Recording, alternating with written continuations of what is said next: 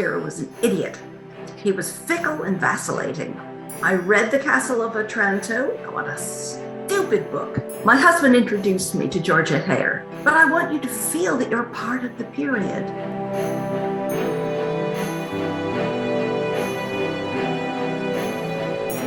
Hello, I'm Andrew Knowles, part of the Regency history team, and we're going through a series of interviewing authors of historical fiction and non-fiction. And today I'm interviewing Henye Meyer. Henye is an author. She's written books across various different time periods, and so let's talk about those. So let's talk about the Regencies, Mrs. Meyer. My husband introduced me to Georgette Heyer, and I fell in love with her work, not because it was specifically Regency, but because of the humor, the memorable characters, the delightful dialogue, the funny plots. And the fabulous research, because the integrity of the research just pours out of the books. So I really liked them. I grew up on historicals. When I was a kid, I practically lived in our local library. God bless Andrew Carnegie, because it was a Carnegie library in a little town in Pennsylvania. Most of the books written for children were written by British writers, and most were historicals, often set in places like ancient Egypt or Rome, and they glorified Rome. And being Jewish, I didn't feel that glorifying Rome was my cup of tea, but I would read anything. And when I had chosen all the books I wanted to take home, I laid them aside on the desk, and then I went and found something else to read, and that was how I read Dickens. Well, I read David Copperfield. I didn't like it, but I was determined to get through it. I read it week by week as I went to the library and remembered which page I was on by some complicated thing like my parents' wedding anniversary and my birthday and what date it was. It just really weird things, but I always remembered. And I fell out of love with Dickens immediately, because anybody who can write a 12-line paragraph with one sentence is not what I enjoy. He needed an editor, but he was the editor. So you got into Georgette Heyer. Oh, Georgette Heyer. Back to Georgette Heyer. Sorry. Your husband. And yes. So she's inspired you to write a couple of Regency novels. Yes, I liked Georgette Heyer very much, but she's so memorable that you can't reread her very often, because as soon as you've started, you remember most of the plot. The characters, although you want to revisit them, are just too familiar and you remember everything about it. The same goes for her mysteries. The mysteries are a complete loss after you've read them the first time, because they really bed down in your mind. And after 10 pages, you know the whole plot. And that's the end of a mystery. Anyway, as there weren't enough Georgette Heyers, and I never found anybody to equal her, I thought, well, I might as well try another couple myself. So I wrote the first one, which was A Detestable Name, just for the fun of it, to see if I could, and I did. By the time I wrote it, I had already been writing novels, yes. So I wasn't a complete novice. And then after that, I wrote The Wastrel's Daughters, which is a better book, I'm told, but they both sell and people do enjoy them. They're imitation Heyer. But I'm now writing another Regency, but for the Jewish market, which means that I'm pitching it in a totally different manner. But that one is closer to Jane Austen, because I like Austen's sly digs at people in society and human failings. So I have put that in. And I was worried, actually, that the readership might not go for it when they asked me for a serial, because I am known in the Jewish writing field. And I said, why not let me write a short story in the same antiquated style? You can run it in one of your extra issues, because they put extra ones out at Passover and the New Year. See how people react to it. And people reacted favorably, so they said, yes, go ahead. So I have now finally, after a year's delay, sent them the first 34 chapters, and I have heard nothing. I have no idea if they're taking it. I don't know if they like it. I don't know if they've even gotten to it. But they've got their first 34 chapters. It will probably come to about double that. So you've written a couple of regencies, and you've got another one in progress. But you've also, as you said, you've also written books before that. So and they span different time periods, don't they? So just give us a sort of some little flavors of some of the other types of historical period you've dipped into. Well, I started out with one set in 1493. After the Jewish expulsion from Spain, some of the Jews went to Portugal temporarily till they could get somewhere else. So they had essentially a one-year visa. And at the end of the year, they tried to leave, but there weren't enough ships. And the King of Portugal, seeing his opportunity, seized the children, threw the parents in jail, seized all their possessions, what they had left. And they sent the children to a newly discovered island, São Tomé, off the coast of Africa. It's just under the bulge of the continent. The Jewish commentators mention this is how I came across it, but they never tell you what happened to them. And I couldn't, it was like being pushed to the edge of a cliff and then what happens?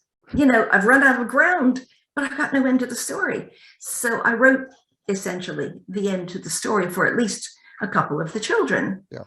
And it wasn't actually terribly happy, but it was a different type of book in the Jewish market. Jewish fiction is much, in English at least, is much, much younger than ordinary fiction.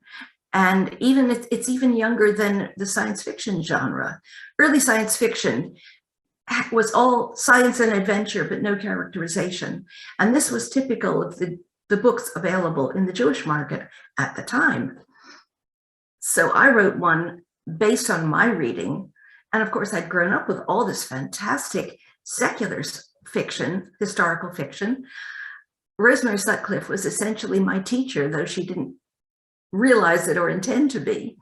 Whenever I hit a passage and I wasn't sure how to handle it, I would read a book of hers that had a similar event in it and not copy the wording, but copy the treatment. And it was very successful. That was the first one. So that was called The Exiles of Crocodile Island. The Exiles of Crocodile Island. But you've also written in other time periods as well, haven't you? Yes, I went way back to the First Crusade, about 1096. I wouldn't take any later crusade because they've been done to death. The First Crusade is fairly open territory. People haven't messed around with it. They always go for the Third Crusade because of Richard the Lionheart, and he was a terrible king. He spent all his time abroad, spent all his taxes on fighting, and you know, he had no concern whatever for the kingdom. And to me, that's a lousy king. So anyway, I wasn't interested in Richard III. He may have been lion-hearted, but he was a waste of time. So I went to the First Crusade. I was really lucky. The amount of material available was phenomenal. Most of it I could get in translation as well, which was great. And I did make a point of visiting one of the places involved in it. Yeah. So I did go to Istanbul to walk the area for 2.5 days. And I hired a guide. She was a darling. And she got me into places I never would have even found. And they were all useful, and I put everything in, but it's still readable. That's fascinating. That's fascinating. I mean, the First Crusade is actually, it's a period of history that I studied at university in depth. And so I've got a particular interest in that. And in fact, it was the First Crusade, on the study for the First Crusade, when I started reading original sources. And really up till that point in my education, I always loved history, but I never really realized, of course, that where did history come from? You read all these history books. Well, obviously there are primary sources. There are journals and letters and things written by, well, in the case of the First Crusade, written way back in 1096 and around that time.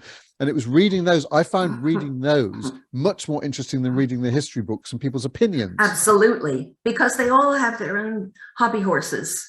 And I find even now with the Regency research, I'm finding it difficult because they ignore the parts that I'm interested in because they're only interested in the assimilation of the Jews. And I'm interested in the ones who didn't assimilate. Yeah.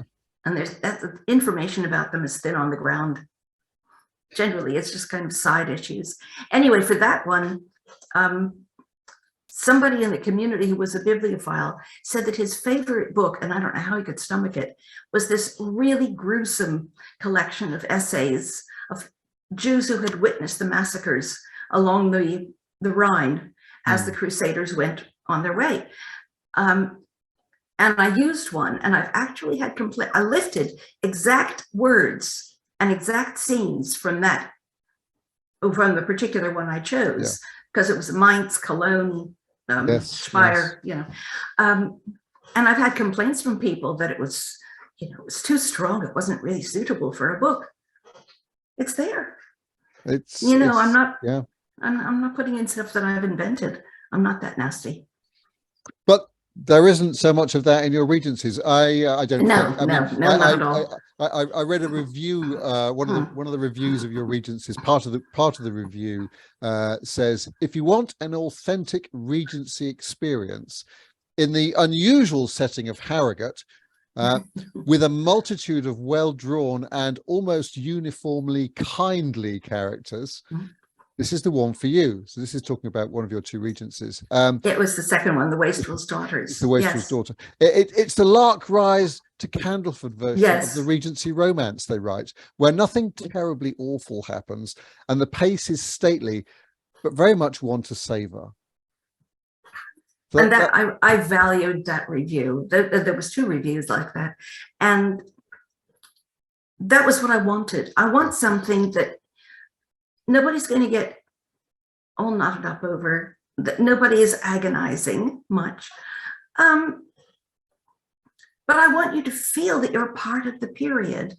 And I want it as authentic a feel as I can create. And I think I've managed it. I was very lucky with the first book. Somebody picked up a couple of really bad mistakes I'd made, and she wrote to me. And she's somebody in America, I think somewhere on the West Coast, who does a lot of editing. She didn't even charge me. And I immediately, because it was self-published, it was KDP, I could put a hold on everything, change what was wrong, have my formatter redo it, run it past this lovely lady, and I had a lot more confidence when I finally put it up for sale properly. But yeah, I can make mistakes because I'm not as familiar with the period as Georgette Heyer was. Well, that's the mistakes aspect is actually one of my later questions, so we'll come back to that if we may. But talking about the research piece now, in your sort of initial email to us, you commented that actually you found that researching the Regency period, you did a lot of research for the Regency period, but you actually found it one of the most difficult periods to research. So why was that? Because you don't know what the ordinary people are doing. Again, this is a constant problem, that archaeological and written evidence is nearly always related to the wealthy, because what rots? Wood, fabrics. So anything that's been buried isn't there anymore. Only wealthy people can afford jewelry and metal implements and things like that. So those are the things that last. And who's literate? Obviously the upper classes. So again, for the Regencies, finding out what kind of cloth, you name a cloth, but what is it? And at the time I wrote them, I hadn't discovered this fantastic book. Yes, I'm going to advertise this. This is fantastic. It's self-published. It's called The Wannabe Regency Mrs. Survival Guide to Real Life. And it's by Sarah J. Waldock. It's got everything in it. It's got food, salaries, incomes, prices of things, clothing, fabrics, noise, pollution, haircuts. Oh yes, I can see those, Jess. Yeah. So that's a great resource. Church, politics, and manners. It doesn't have a glossary, and it's an index, and it's very hard to find things. But if you've been through, it's very readable. It's entertaining. She's tried a lot of things herself. Foods and explanations, a couple of recipes, explanations of fabrics, pictures of different kinds of lace, I don't know if that will show up or not. I can see there are pictures there. Yeah. Is there a bibliography? Do you know where she gets her material from? Or just She a has source? mentioned some of it. Yes, there is a bibliography, and it's a very good one. Excellent. And the first one is the one that I have, Sam and Sarah Adams, The Complete Servant, which was published in 1825 by a retired housekeeper and butler, married. And they give recipes and how many servants you can afford on what income. It's a wonderful book. So the one you just quoted there from the 1820s, I don't recognize the name of that one immediately. My wife Rachel might be familiar with it. Is that, do you know if that's available online? Because so many books are available for free now, old historical books. No, it's republished, so it probably isn't, because it's still available as a book. Yes. But you can always get things secondhand. Oh, absolutely. I live in secondhand book sites. Yes, yeah, there is a wealth of material out there. So it sounds like you were able to start getting the material that you needed from books like the one that you've just shown us. But that unfortunately I discovered after I had written the books. Oh, right. So that's why it was so difficult, because I didn't have. We do have a museum of costume not far away here in Manchester.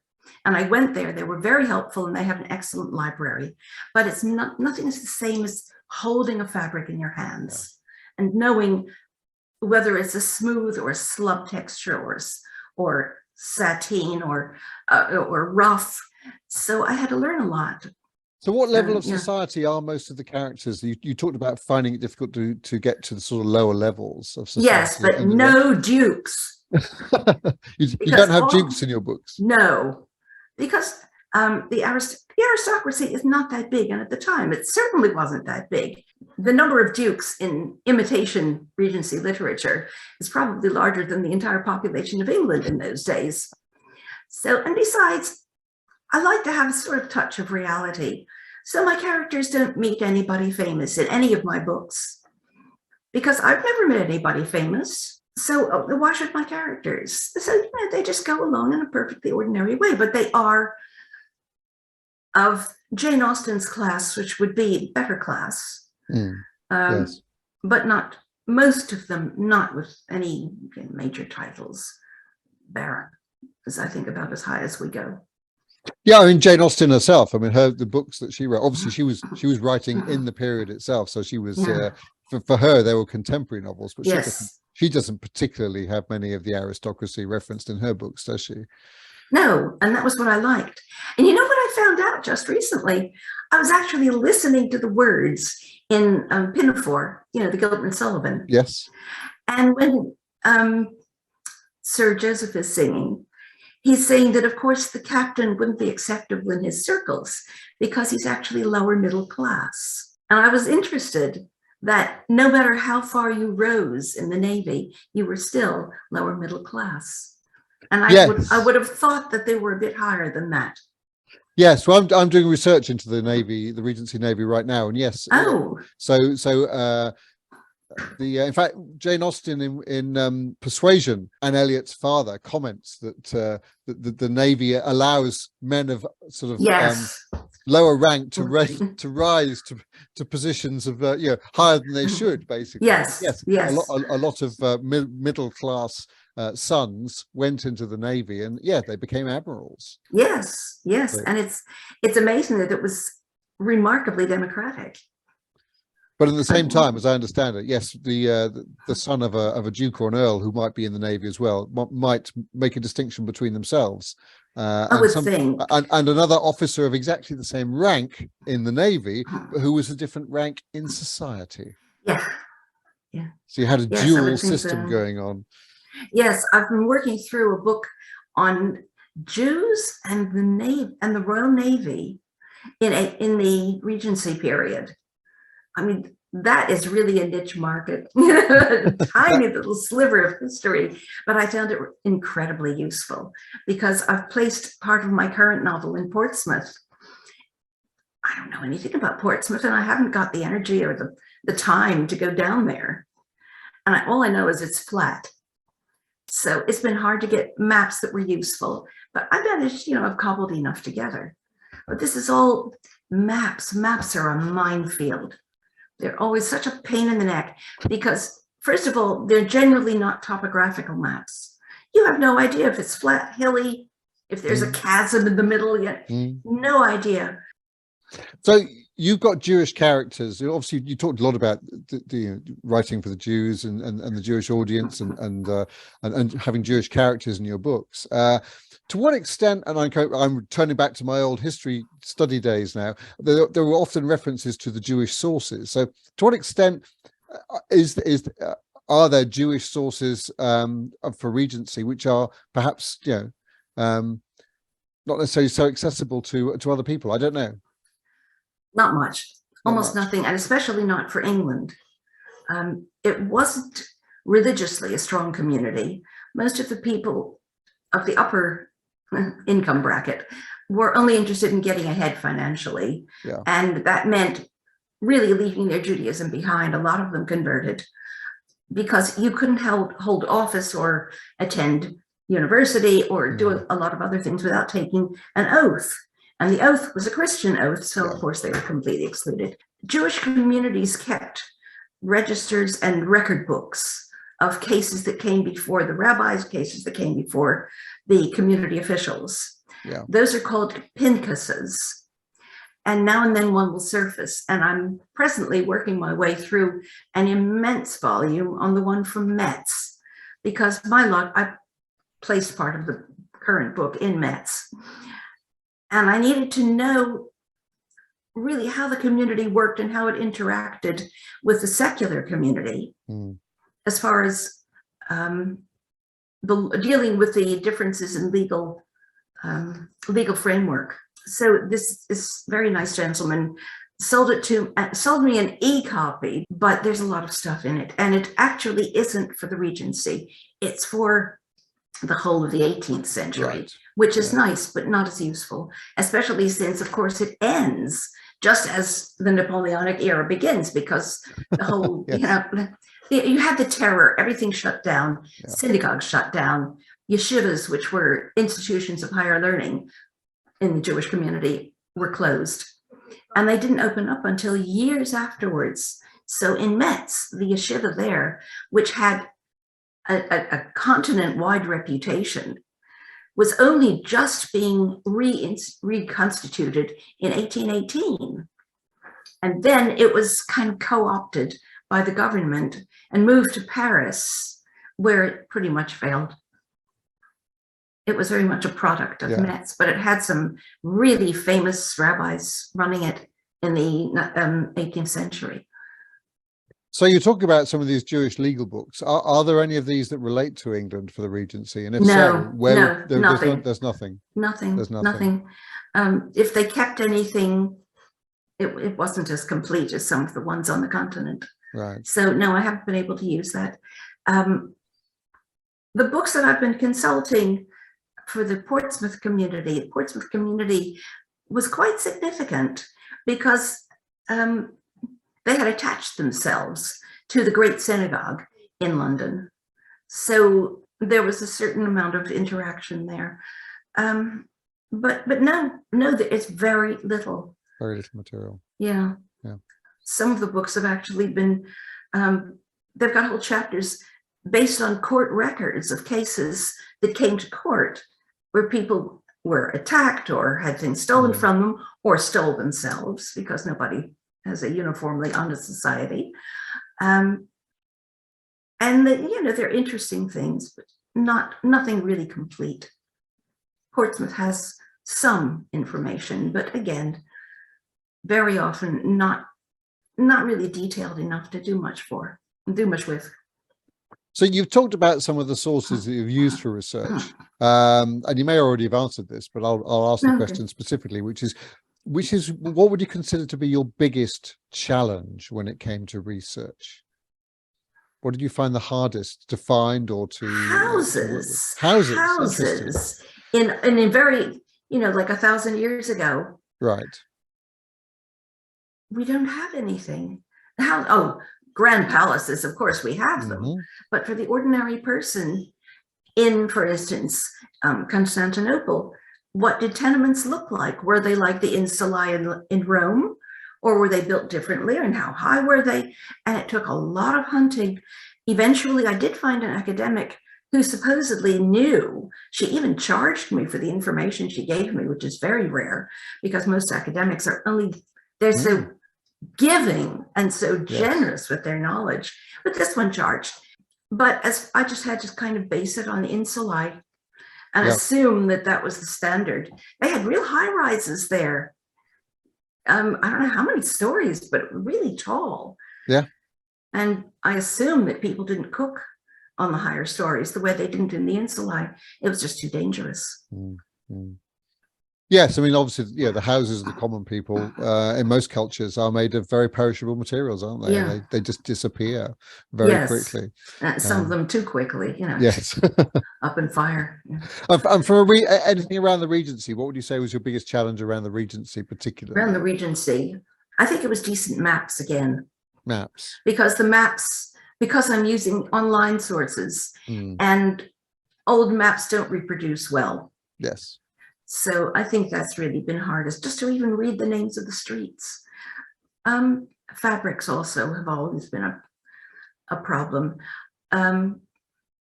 Food, if I really put a lot of effort into it. There was a wonderful book. There was an academic named Ray Tannehill. I assume she's still around. And she wrote a terrific book called Food in History, which my husband got because he loves history too. He loves history. I love books. Yeah, he loves books too, but he loves the history as well. Yeah. And he's got these great fat tomes, shelf after shelf in his office. And he reads them all. He reads 3 times as fast as I do. I measured it one time. And he was the one who bought Food in History, but I stole it. Oh, yes. This is a real bugbear for me. The sources, especially for ancient, old cities, they will list all the buildings, but they don't bother telling you that they were all from different eras. So if you have your character walking down the street and referring to the tower here and the temple there, the tower there was from, say, 322.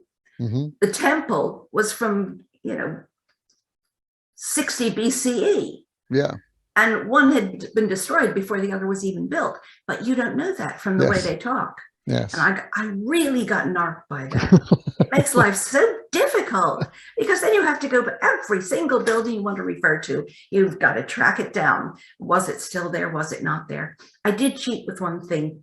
In the First Crusade one, I had a statue. There was a statue of, I think, the Emperor Constantine on top of a column. And it blew down in a storm. Now, it had originally been actually a statue of Apollo, the sun god. But when it became Christian, it was changed to be the Emperor Constantine. Right, yes. Anyway, it blew down in the storm. Well, I needed to know a lot. Which direction does the wind come from? Where did it blow down? And I ended up cheating. I had it blow down, I think 3 years before it actually did. Yeah. For the needs of the plot, so I didn't have to drag it out. Yeah. But it didn't change anything, so I figured I was okay. And I put a note in the back saying I'd done it. So, honesty. Yeah, I was going to ask you about historical notes. So it sounds like you have historical notes in the back of your books. Occasionally. Not for my Jewish readers. I don't think they want to be bogged down with that. I may be wrong. I see nowadays people do a good deal of that, and I probably should. But it's extra work. By the time I finish the book, I'm done. Finished. Go away. Especially since I know I'm going to see it again and again and again. Yeah. Because once the editor starts messing around with it, I then have to go through and undo everything she corrected. Yes.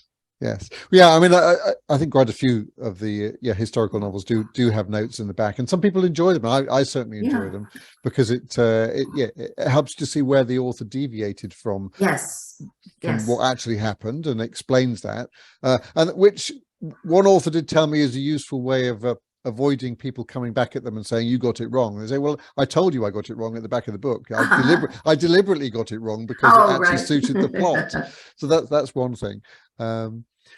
Which comes back, of course, to the question about making mistakes. And you talked about mistakes earlier on. Are you happy to talk about perhaps give us a clue what those mistakes might have been, just to give Oh, us an yes. insight? Oh, definitely. Go on then.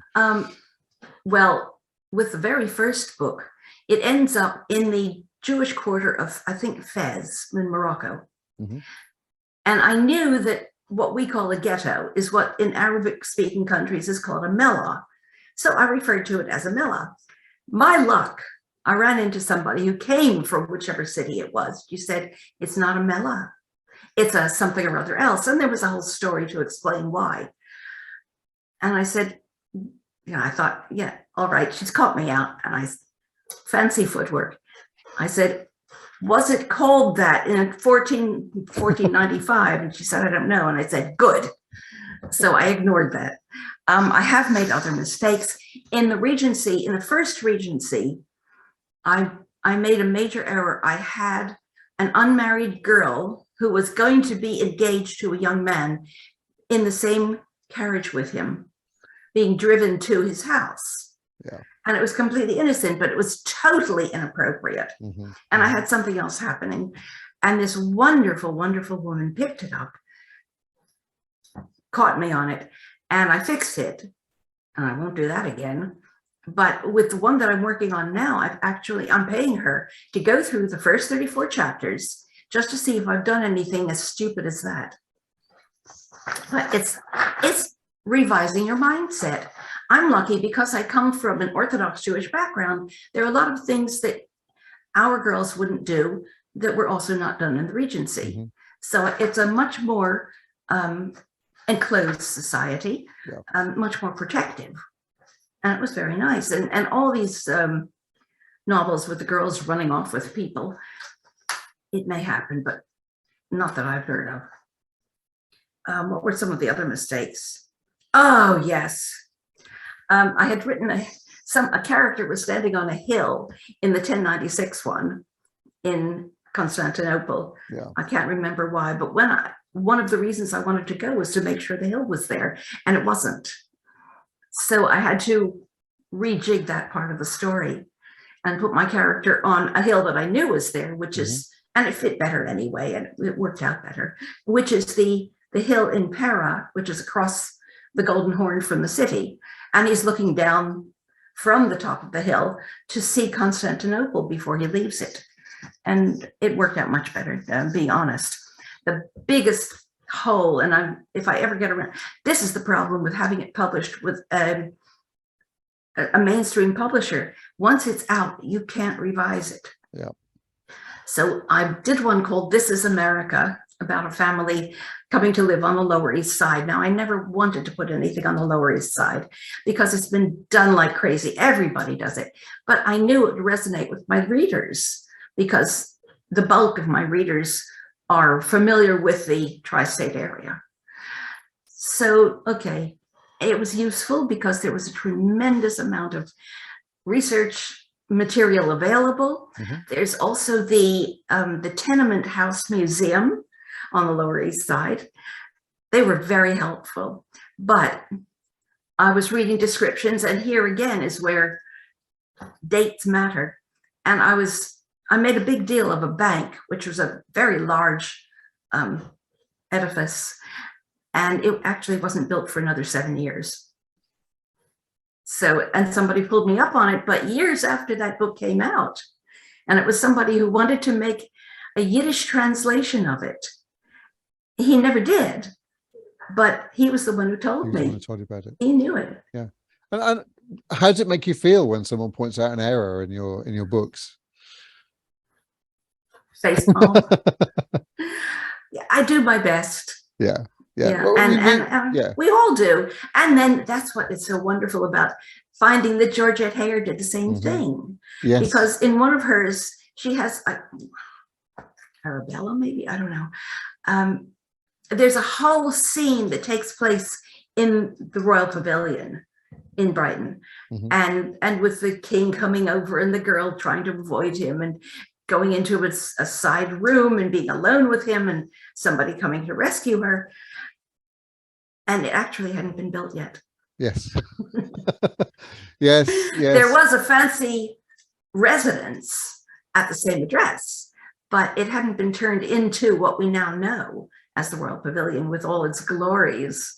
Yes, it's been through various iterations. And of course, there are authors who use Georgette Heyer as their source material. Yes, and they shouldn't. Absolutely, they should. Because she put things in deliberately to catch people. People have said to me, I can hear you saying the dialogue, which is logical because I do, to make sure it sounds reasonably natural, even though it's in an antiquated style. People are used to seeing me talking to myself as I walk down the street.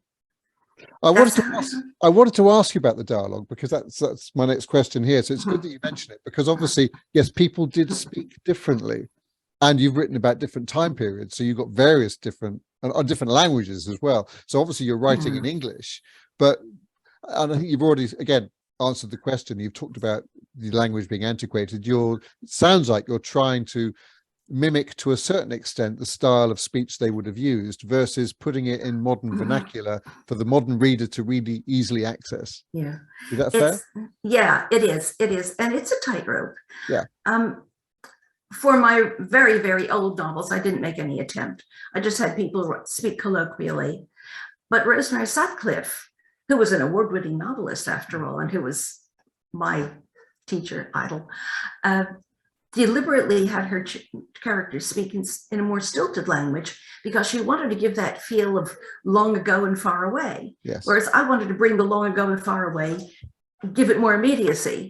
So we had different approaches, and she didn't like mine, and I loved hers, but it wasn't for me. Now, writing for the Regency ones, though, I found that I get to use all these wonderful words. This is my chance to use all these words, instead of worried, anxious, even something that small. Yes. But there are also words that I can't use because people just would get so bogged down that they wouldn't. So there's, what's an example? Let me think. Sequacious. Now, I came across that word both in a Michael Innes mystery and in another contemporary of his. And those two authors I generally read with the OED next to me. That's the greater OED in the minified version. Yep. Yeah, I don't even use the magnifying glass anymore. I'm too old for that. I take my glasses off, shut one eye, and read. But sequacious means following mindlessly. And it was the cows, sequacious of the milkmaid. And you get a wonderful picture. Absolutely. But I can't use it. But Yeah. I can use more formal language. And my editors had a hard time adapting to it with the Victorian books, because I've written a few that were set in, because I was having people sometimes avoid contractions and sometimes using contractions. Yes. And I used the formal language when they were speaking to older people and among themselves using the contractions. And I thought that made a nice differentiation. And that's pretty much what I do with the Regencies as well. Yeah, and that's a great distinction. And one of the other comments that I've seen in several of the reviews about your books is the wit that you put into the dialogue, and that's come across just talking to you as well, Mrs. Meyer. I like fun. So I think you alluded to earlier on that you're currently writing another Regency. I'm writing two. Right. I'm writing another secular one, which is partly done, and very partly. And this Jewish one, because the magazine asked me for a serial. Great. So if you were talking to somebody else who is aspiring to write historical novels or has made a start, but is looking for some guidance and tips, you've already given lots of great stuff away already by talking in this interview, so thank you for that. But is there any particular tip that you'd want to give to somebody who was starting out? Yes, a time machine. Because you need 30 years of solid reading of good literature before you start. And if you aren't a heavy reader of good books, well, start now. But what I do to create a period feel, to get into the minds of my characters, is I do read some of the contemporary literature. Yeah. So for the Regencies, often this is Gothic stuff. I haven't read all of these. I'll tell you which ones I couldn't get into, but I have read Pamela, Evelina, I started Thaddeus of Warsaw. I could not read it. I read The Castle of Otranto. What a stupid book. I tried to read The Mysteries of Udolpho. It was, well, daft, boring, insane. And even when I read the ending, it wasn't any good. It was just a complete waste of time, but it was incredibly popular. But then I'm a fuss budget anyway. I've read Rasselas because I'd heard of it, heard of the great Samuel Johnson, right? And it's meant to be deeply philosophical, but actually it's just a lot of platitudes. So if you haven't read it, don't bother. Scott. Scott was very popular in the era. Yes. I read Waverley. The hero was an idiot. He was fickle and vacillating, and I had no respect for him at all, and I couldn't stand him. And I spoke to somebody, an author I respected, and she said, no, you shouldn't have read Waverley. You should read some of the later Waverley novels. But somehow I'd gotten put off. And I also had to read Ivanhoe when I was in school, and such utter balderdash. So, well, yeah. And I even wrote a short story about a modern girl who's very romantic, and she wants to be swept away, you know, by a hero on a white horse. And the guy who goes for her actually manages to get hold of a horse. And he says, come on, climb up.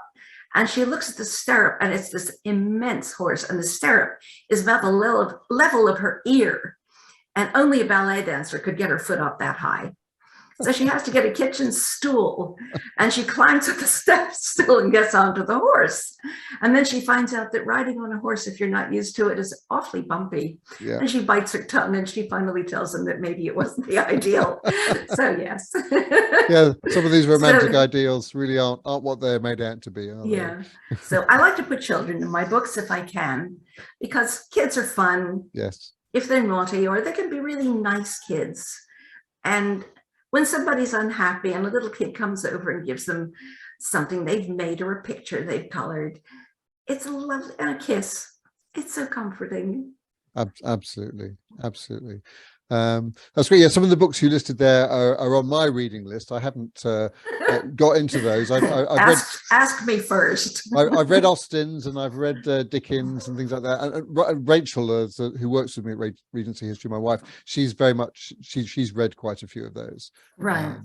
And summarized them on the Regency History blog for those who want to know what happened but can't be bothered to actually read the entire thing. Yes. Then you can talk about them intelligently without having to put the effort in. Well, it's been wonderful to talk to you, Mrs. Meyer. Where can people find your books or find more about you online? Well, the Regencies are on Amazon. I don't have much about myself online. I'm kind of private. Yeah. So all I'm willing to disclose is already on my author page on Amazon. So they won't find you on Twitter or on Instagram. Oh, no, I'm too old for that. The fact that I actually managed to set up something for LinkedIn, and which I never post on anyway, and Facebook, which I very occasionally remember. I check, you know, and I'll comment on other people's comments and tell them they're kindly that they're idiots. But on the whole, no, not really. But I have to tell you about the thrill of discovery when I do get my research right. Do, please. When I was in Istanbul those couple of days, I had put a sequence in the book about sunrise over the Bosporus. Mm-hmm. And I wanted to see if I'd gotten it right. Now, the hotel I was staying in was a little teeny hotel, which was in what had been at the time the Palace Gardens, but they had no view. He kindly arranged for me to go up to the roof restaurant of the YMCA up the street at dawn. So I went up at dawn, sat myself down, and watched the sun come up over the Bosphorus. Now, there were ships moored out in the sea, because I'd forgotten Istanbul is a major seaport, very, very busy. Yes.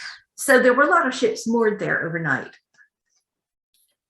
I had described the sun coming up over the Bosphorus. And the ships that came over from the Asian side with cattle and produce and stuff would come over and then wait, because across the Golden Horn, Constantinople had a heavy chain. There's still some links of it in the museum there to keep invaders from coming in to protect the city. Yeah. First of all, I had to know, how do you stretch a chain across? I mean, unless it's taut, which is impossible, how do you keep it from sinking? You put it on wooden floats.